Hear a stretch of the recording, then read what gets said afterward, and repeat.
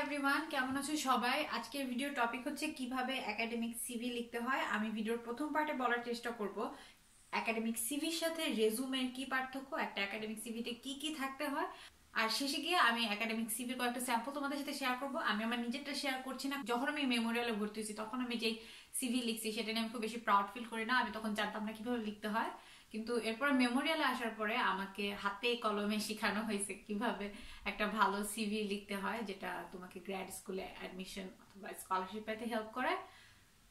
তো I think আজকে ভিডিওটা অনেক এক্সাইটিং হবে।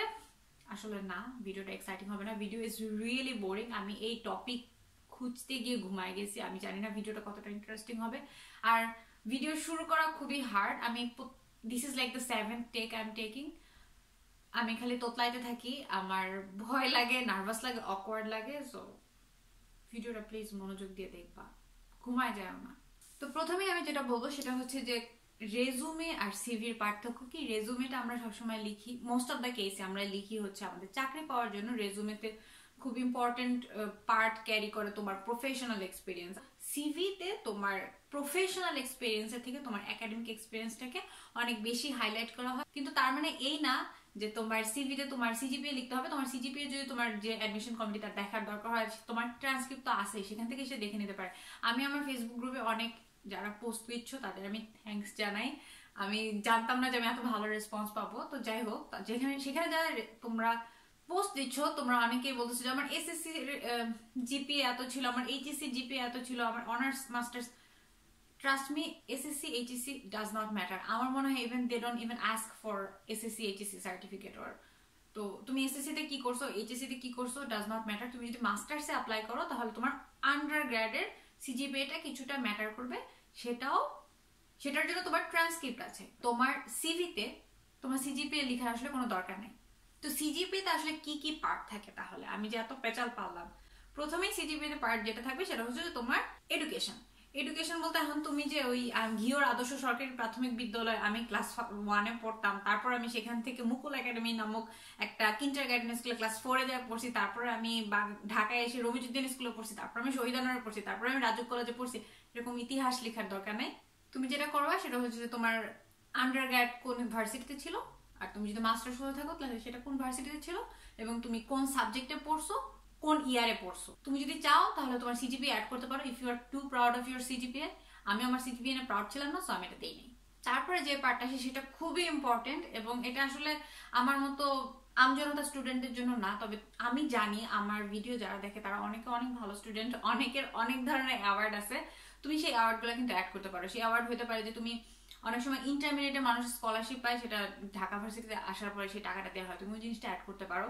তারপরে তুমি ইভেন ভার্সিটিতে এসে পরেও তোমার ডিপার্টমেন্টাল ভালো সিজিপিএর জন্য কিন্তু অনেক ধরনের স্কলারশিপ দেয়, হল থেকে স্কলারশিপ দেয়। আমার হলে দেওয়া হতো, আমি যদিও জীবনে কোনোটাই পাই নাই, বাট আমি জানি অনেকে পায়। তারপর 3.8-এর উপর সিজিপিএ থাকলে কি ধরনের যেন কোন একটা স্কলারশিপ দেয়, ডিনস অ্যাওয়ার্ড থাকে, প্রেসিডেন্সিয়াল স্কলারশিপ থাকে। আমি ঢাকা ভার্সিটির গুলো জানি। ইভেন প্রাইভেট ভার্সিটিতে যারা পড়ো তাদেরও অনেক ধরনের স্কলারশিপ আছে। আই নো যে তাদের অনেক ধরনের টিউশন ফিস মাফ করে দেওয়া টাইপ সিস্টেম আছে ভালো রেজাল্ট করলে, সার্টেন অ্যামাউন্টের উপর সিজিপিএ থাকলে। এবং এটা যে এডুকেশনাল অ্যাওয়ার্ড হবে তা না। আমি অনেককে চিনি যারা হচ্ছে বাংলাদেশে ন্যাশনাল ডিবেট কম্পিটিশনে চ্যাম্পিয়ন হয়েছে। এই ধরনের অ্যাওয়ার্ডও যদি তোমার থাকে, তুমি নাচছো, নেচে তুমি দেশের সেরা নাচিয়ে হয়েছো, তোমার যদি এই ধরনের অ্যাওয়ার্ড থাকে তুমি এগুলোও কিন্তু অ্যাড করতে পারো। এই জিনিসটা খুবই ভ্যালু ক্রিয়েট করে, কারণ এটা ইনস্ট্যান্টলি প্রুভ করে যে অনেকেই আছে ভালো, কিন্তু তোমার মতো ভালো কেউ নাই। তুমি হচ্ছে দেশের সেরা বিতার্কিক অথবা তুমি দেশের সেরা স্টুডেন্ট। এইখানে এই জিনিসটা তোমরা অ্যাড করতে পারো, এটা খুব ইম্পর্টেন্ট। তবে তোমার যদি না থাকে, তুমি যদি আমার মতো আমজনতা স্টুডেন্ট থাকো, you still have a chance. আমি যদি আমার লাইফে কিছু করে কেটে খাইতে পারি, তাহলে তুমিও কিছু করে কেটে খাইতে পারবা, সমস্যা নেই। তারপরে যে পার্টটা আছে সেই পার্টটা হচ্ছে রিসার্চ ইন্টারেস্ট। রিসার্চ ইন্টারেস্ট কিভাবে তৈরি করতে হয়, রিসার্চ ইন্টারেস্ট কিভাবে লিখতে হয়, এটা নিয়ে আমি একটা ভিডিও অলরেডি বানিয়েছি, তোমরা চাইলে সেই ভিডিওটা দেখতে পারো। এই পার্টটা খুব ইম্পর্টেন্ট। আমি এর আগেও বলেছি, খুব সুন্দর একটা রিসার্চ ইন্টারেস্ট বানানো বা খুব সুন্দর একটা রিসার্চ কোশ্চেন, রিসার্চ পাজল খুঁজে বের করা কিন্তু খুব সহজ ব্যাপার না। এই জিনিসটার জন্য সময় দেওয়া লাগে, ভাবা লাগে, দিনের পর দিন লিখা লাগে, ওইটাকে আবার এডিট করা লাগে, আবার এডিট করা লাগে, কারো দ্বারা রিভিউ করা লাগে। তো তুমি চেষ্টা করবা তোমার আয়ত্তের মধ্যে যতটুকু সম্ভব একটা ইন্টারেস্টিং পাজল খুঁজে বের করার, যে পাজলটা দিয়ে তুমি তোমার প্রফেসরকে অ্যাপ্রোচ করতে পারো। এই পার্টে গিয়ে তুমি তোমার সেই রিসার্চ ইন্টারেস্টটা 1-2 লাইনের মধ্যে লিখবা। তোমার সিভিতে কিন্তু এত কিছু লেখার সময় থাকে না। রেজুমে 1 পেজের মধ্যে লিখতে হয়, CV it can be 2 pages. যেহেতু তুমি মাত্র আন্ডারগ্র্যাড পাস করে মাস্টার্স করতে আসতেছো, তোমার এমন কোনো প্রফেশনাল অ্যাচিভমেন্ট আমার মনে হয় না আছে যে কারণে তোমার 5 পেজের একটা সিভি লিখতে হবে। তো তুমি যেহেতু ছোট মানুষ, চেষ্টা করবে 2 পেজের বেশি যেন কখনোই না যায়, ভালো হয় 1.5 পেজের মধ্যে, কারণ মানুষের আসলে এত সময় নাই। একটা মানুষ মাত্র 6 সেকেন্ড সময় নষ্ট করে অন অ্যাভারেজ একটা সিভি বা রেজুমে পড়ার জন্য। তো তুমি খুব ছোট করে লিখতে পারো যে হ্যাঁ, আমি যেমন আমারটা লিখছিলাম, আমি অবশ্য আমারটা এখানে লিখি না, আমি আমারটা উপরে একদম লিখছিলাম রিসার্চ ইন্টারেস্ট। সবকিছুর আগে আমি রিসার্চ ইন্টারেস্ট দিয়েছিলাম। তো আমি আমার রিসার্চ ইন্টারেস্টটা এভাবে দিয়েছিলাম যে আমি মাইগ্রেশন আর রেফিউজি ক্রাইসিস নিয়ে রিসার্চ করতে আগ্রহী। আমি প্রফেসর ইসাবেলার সাথে কথা বলছি, উনি আমাকে রাজি হয়েছে যদি আমি চান্স পাই সুপারভাইজ করার জন্য। That's it. দুই সেন্টেন্সের একটা ডেসক্রিপশন। তো তুমিও এরকম লিখতে পারো। তোমার যে এখানে একদম স্পেসিফিক ভাবে কোন জিনিসটা নিয়ে রিসার্চ করতে চাচ্ছ এরকম লিখতে হবে তা না। তুমি জাস্ট পয়েন্ট আকারে বলতে পারো যে হ্যাঁ, আমি মাইগ্রেশন নিয়ে রিসার্চ করতে চাই, আমি সিকিউরিটি নিয়ে রিসার্চ করতে চাই, অথবা অন্যান্য ডিপার্টমেন্টের স্টুডেন্টরা কি নিয়ে রিসার্চ করে আমি জানি না। তো তারপরের পার্ট হচ্ছে তোমার এক্সপিরিয়েন্স। এই এক্সপিরিয়েন্সটাকে 3 ভাগে ভাগ করা যায়। গ্র্যাড স্কুলে 3 ধরনের এক্সপিরিয়েন্সকে খুব বেশি দাম দেওয়া হয়। প্রথমটা হচ্ছে অবশ্যই রিসার্চ এক্সপিরিয়েন্স, দ্বিতীয়টা হচ্ছে টিচিং এক্সপিরিয়েন্স, আর 3 নাম্বারটা হচ্ছে প্রফেশনাল এক্সপিরিয়েন্স। তো প্রথমে আসছে রিসার্চ এক্সপিরিয়েন্স। রিসার্চ এক্সপিরিয়েন্স বলতে আমি বোঝাচ্ছি যে তোমার যদি আন্ডারগ্র্যাডে কোনো থিসিস থাকে, অনেকের অনেক জায়গায় পেপার ইভেন পাবলিশ হয়ে গেছে, সেই পেপারগুলো পাবলিশ করার জন্য তুমি কোন ধরনের রিসার্চে অংশগ্রহণ করেছো। অনেকে আবার দেখা যায় যে কোনো কোনো টিচারের আন্ডারে নানান ধরনের রিসার্চ প্রজেক্টে অংশগ্রহণ করে, ডাটা কালেকশনের জন্য হেল্প করে, এনজিওতে অনেক ধরনের রিসার্চ করে। ইভেন আমার মতো একটা অধম মানুষ, সেও একটা রিসার্চ অর্গানাইজেশনের আন্ডারে 3 বছর ফ্রিল্যান্সার হিসেবে কাজ করছি। তো এই রিসার্চ এক্সপিরিয়েন্সটা তুমি যদি কোনোভাবে অ্যাড করতে পারো তাহলে মনে করো যে তোমার হাফ জব ডান। যে কোনো গ্র্যাড স্কুলে রিসার্চ এক্সপিরিয়েন্স আছে এমন একটা স্টুডেন্টকে অনেক বেশি গুরুত্বের সাথে বিবেচনা করা হয়। তো সেকেন্ড আছে টিচিং এক্সপিরিয়েন্স। টিচিং এক্সপিরিয়েন্স বলতে যে তুমি আন্ডারগ্র্যাডে কোনো মানুষকে টিচ করাইছো কিনা, কিন্তু তুমি যদি মাত্র মাস্টার্সের অ্যাপ্লাই করে থাকো, তোমার যদি পিএইচডির অ্যাপ্লিকেশন না হয়ে থাকে, তাহলে আমার মনে হয় না যে খুব বেশি মানুষের টিচিং এক্সপিরিয়েন্স আছে। কারণ ইউজুয়ালি তারা টিএশিপ বলতে বোঝা যায় মাস্টার্সের স্টুডেন্টরা আন্ডারগ্র্যাডের স্টুডেন্টদেরকে কোচ করে। এখন তুমি যদি নিজেই আন্ডারগ্র্যাডের স্টুডেন্ট হয়ে যাও, তুমি তো আর নিশ্চয়ই আন্ডারগ্র্যাডের স্টুডেন্টদের কোচ করার কথা না। তারপরও বাংলাদেশে অনেকে আছে অনেক রকম কোচিং সেন্টারে পড়ায় বা ফ্রিল্যান্সার হিসেবে অনলাইনে পড়ায়। ওই জিনিসটা তুমি যদি সুন্দর করে লিখতে পারো তাহলে লিখো, বাট তুমি যদি মনে করো যে লেখাটা সুন্দর হচ্ছে না, অকওয়ার্ড হচ্ছে, তাহলে আমার মনে হয় এই পার্টটা বাদ দিলেও হবে। এটা খুব বেশি জরুরি কিছু না। প্রফেশনাল এক্সপিরিয়েন্স বলতে রিলেটেড রেলিভেন্ট প্রফেশনাল এক্সপিরিয়েন্স বোঝাচ্ছি। যেমন আমি এখন ইন্টারন্যাশনাল রিলেশনসে অনার্স মাস্টার্স করছি, কিন্তু আমি জব করতেছি ব্যাংকে। আমি আমার ব্যাংকের জবের এক্সপিরিয়েন্সটা আমি যদি পিএইচডিতে অ্যাপ্লাই করতে চাই সেখানে আমি লিখবো না, কারণ এটা আমার পড়াশোনার সাথে সম্পর্কিত কিছু না। কিন্তু তোমার যদি পড়াশোনার সাথে সম্পর্কিত কোনো ওয়ার্ক এক্সপিরিয়েন্স থাকে অবশ্যই অবশ্যই অবশ্যই দিবা। এটা অনেক ভ্যালু ক্রিয়েট করে, কারণ এটা তো বোঝা যায় তুমি জেনুইনলি ইন্টারেস্টেড এবং তুমি এই নিয়ে অনেক কাজ করেছো, তুমি রিয়েল লাইফ তোমার এক্সপিরিয়েন্স আছে, যেটা গ্র্যাড স্কুলে খুব ইম্পর্টেন্ট। তারপরের পার্টটা হচ্ছে একাডেমিক অ্যান্ড অ্যাডমিনিস্ট্রেটিভ ইন্টারেস্ট। এর সাথে আমি ভলান্টারিটাও অ্যাড করব। এইগুলা বলতে আমি বোঝাচ্ছি যে অনেকে ছাত্র ইউনিয়নের মেম্বার থাকে অথবা ডাকসুর মেম্বার থাকে, আমি অনেক স্টুডেন্টকে দেখেছি রেজিস্টার বিল্ডিং এ কাজ করতে, অনেকে আছে যে স্টুডেন্ট অ্যাম্বাসেডর হিসেবে টিচারদের কাছে নিজের অনেক দাবি দেওয়া নিয়ে যায়। এই ধরনের কাজগুলা কিন্তু তুমি যে দায়িত্বশীল, তুমি যে একটা লিডারশিপ দেওয়ার তোমার ক্ষমতা আছে, তুমি যে একটা রিলায়েবল পারসন, এই জিনিসগুলো কিন্তু প্রুভ করে। এবং তোমার ভলান্টারি এক্সপিরিয়েন্সটা কি প্রুভ করে, যে তুমি তোমার নিজের পার্সোনাল ডেভেলপমেন্টের জন্য এতটাই আগ্রহী যে you don't even care about money. টাকা পয়সা তোমার কাছে ইম্পর্টেন্ট না, তোমার পার্সোনাল ডেভেলপমেন্ট অনেক বেশি ইম্পর্টেন্ট। সো তোমার যদি এই ধরনের কোনো এক্সপিরিয়েন্স থাকে, যেমন আমি এর আগেও একবার বলছি যে আমি ছাত্রলীগের রাজনীতি করতাম, এটা নিয়ে অ্যাশেম ফিল করার কিছু নেই। এটা সুন্দর করে লিখো যে আমি একটা কান্ট্রি ওয়াইড স্টুডেন্ট পলিটিক্যাল অর্গানাইজেশনের মেম্বার ছিলাম, যে যার মাধ্যমে আমি দেশে অনেক ধরনের উন্নয়নমূলক কর্মকাণ্ডে অংশগ্রহণ করেছি। তুমি যে কোনো একটা অর্গানাইজেশনের সাথে যদি সংযুক্ত থাকো সেই জিনিসটা তুমি এখানে অ্যাড করতে পারো। অনেকে ফিল্ম সোসাইটির মেম্বার থাকে, অনেকে ডিবেটিং সোসাইটির মেম্বার থাকে। যাই লিখো না কেন প্রত্যেকটা জিনিস চেষ্টা করবে যে স্পেসিফিকলি লেখার। আমি অমুক প্রফেসরের আন্ডারে রিসার্চ করতাম এটা না বলে বলবা যে আমি অমুক প্রফেসরের আন্ডারে এত মাস এই ল্যাবে রিসার্চ করছি এই টপিকের উপর, এবং আমি বাই উইকলি প্রফেসরের সাথে হয়তো একটা মিটিং করছি। এরপরে যদি তুমি ধরো তোমার প্রফেশনাল এক্সপিরিয়েন্সের কথা লিখতে যাচ্ছ, তাহলে তুমি বলবা যে আমি এত সাল থেকে এত সালে অমুক জায়গায় এই এনজিওর আন্ডারে কাজ করছি এবং আমার হাত দিয়ে এতজন মানুষের এই রিলেটেড হেল্প হয়েছে। তুমি যখন স্পেসিফাই করে দিবা যে আমি ওই প্রফেসরের আন্ডারে ওই তারিখে এত দিন এত মাস প্রতি সপ্তাহে এত ঘন্টা একটা রিসার্চ করছি, তো ইট লুকস রিলায়েবল ইনফরমেশন। এরপরের পার্টে আছে পাবলিকেশন। আমার নিজের কোনো পাবলিকেশন ছিল না, বাট আমি এই পর্যন্ত যে কজনের সাথে কথা বলছি সবারই মোটামুটি কোনো না কোনো পাবলিকেশন থাকে। অনেকে মনে করে যে আমার পাবলিকেশন তো এখনো, আমার লেখাটা তো এখনো পাবলিশড হয় নাই, আমি কি এই জিনিসটা দিতে পারবো কিনা? তুমি অবশ্যই এটা দিতে পারবা।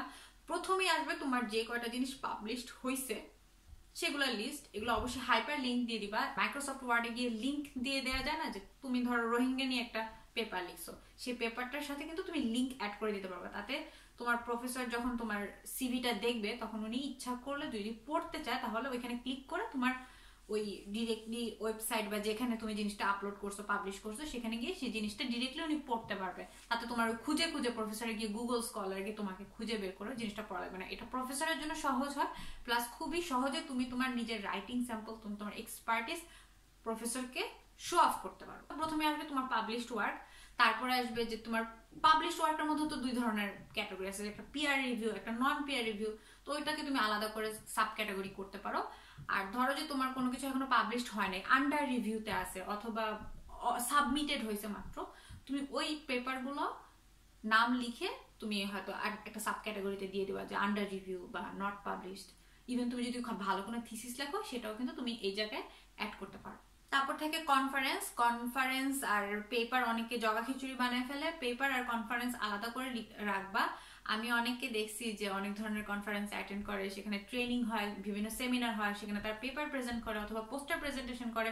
এরকম অনেক ধরনের কাজ কিন্তু এখনকার স্টুডেন্টরা করে, দে আর রিয়েলি অ্যামেজিং। তো তুমি এই পার্টে গিয়ে তোমার ওই কনফারেন্স গুলার নাম ঠিকানা লিখতে পারো যে আমি অমুক ইউনিভার্সিটির আন্ডারে। তারপর কনফারেন্স তো একটা নাম থাকে, যে ধরো সিকিউরিটি স্টাডিজ এর উপর যে কনফারেন্সটা হয়েছিল সেই কনফারেন্সে একটা পেপার পাবলিশ করছিলাম, সেই পেপারটার নাম হচ্ছে এইটা, ডেট টাইম এসব দিয়ে দিতে পারো। তারপরের পার্টটা হচ্ছে ল্যাঙ্গুয়েজ অ্যাবিলিটি। আমি বলবো যে গ্র্যাড স্কুলের ল্যাঙ্গুয়েজটা খুব ইম্পর্টেন্ট, স্পেশালি আমাদের মতো আর্টসের সাবজেক্টের জন্য। কারণ যারা ধরো কম্পিউটার সায়েন্স পড়ে বা যারা ফার্মেসি পড়ে তারা কিন্তু একটা টেকনিক্যাল জায়গায় পড়তে যাচ্ছে। তুমি যদি জানো যে কিভাবে পাইথনে প্রোগ্রামিং করতে হয়, তাহলে তুমি বাংলায় কথা বলো না, হিন্দিতে কথা বলো না, চাইনিজে কথা বলো, ডাজ নট ম্যাটার, কারণ you know how to do the work, you have the skill. তো তারা কিন্তু তোমার স্কিল দেখে তোমাকে নিয়ে নেবে। তো আমরা যেহেতু আর্টসের স্টুডেন্ট, আমরা কিন্তু কোনো প্রফেশনাল লোক না, আমাদের স্কিলই হচ্ছে খুব সুন্দর করে কোনো কিছু লিখতে পারার ক্ষমতা, কোনো কিছু বলতে পারার ক্ষমতা। কারণ আমাদের সাবজেক্টগুলোতে কোনো কিছু কিন্তু ম্যাথমেটিক্যাল না, সবকিছুই হচ্ছে ডিবেটেবল একটা জিনিস। এই জিনিসটা এর পার্সপেক্টিভ থেকে দেখলে এরকম, তার পার্সপেক্টিভ দেখলে সেরকম। তো যে কোনো একটা আইআর অথবা পলিটিক্যাল সায়েন্সের ইস্যু কিন্তু সবসময় ডিবেটেড হয়। তুমি যদি ভালো একটা ল্যাঙ্গুয়েজ অ্যাবিলিটি না থাকে, তাহলে তুমি সেটা বলে অথবা লিখে সেই জিনিসটা তুমি প্রুভ করতে পারবে না। আমরা যেহেতু কোনো প্রফেশনাল লোক না, আমাদের স্কিলটাই হচ্ছে আমাদের কোনো কিছু বোঝাইতে পারার ক্ষমতা, কোনো কিছু নিয়ে বিতর্ক করতে পারার ক্ষমতা। সেই ক্ষমতাটা আমরা কিভাবে অর্জন করতে পারি, সেটা হচ্ছে ভাষাগত দক্ষতার মাধ্যমে। এছাড়াও তুমি যদি গ্র্যাড স্কুলে আসো, তোমার ফান্ডিং এর খুব বড় একটা অংশ আসে টিচিং এক্সপিরিয়েন্স থেকে, টিএশিপ থেকে।